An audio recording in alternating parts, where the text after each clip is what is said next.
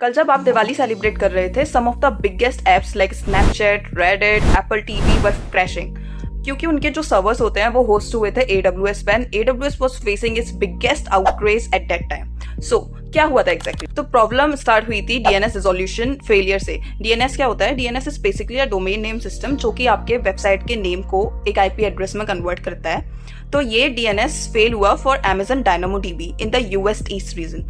DynamoDB basically एक NoSQL database है जो कि हाई स्पीड डेटा स्टोर करता है and this US east region is very critical reason because almost all the AWS servers depends on it. तो जब DNS fail हुआ तो सर्विसेज DynamoDB को लोकेट नहीं कर पा रही थी। This is what started a chain reaction and almost 140 services of AWS got affected. चलो इसे एक एग्जांपल से समझते हैं। जैसे कि EC2 है। EC2 is a compute service of AWS, right?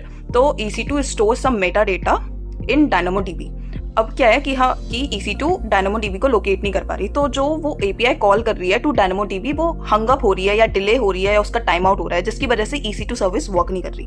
तो इन सारे सर्कमस्टांसेस की वजह से ग्लोबल आउटेज आया, जिसकी वजह से ये जो इतने बड़े बड़े एप्स हैं वो क्रैश हो रहे थे। Now from that incident we can clearly see that एक सिंगल डिपेंडेंसी रिस्क कितना हाई होता है। तो always host your servers on multiple cloud provider, जिससे कि अगर एक वर्क ना करे या एक डाउन हो जाए तो दूसरा वर्क करता रहे। And also if you like this one, please like, share and subscribe for more tech updates.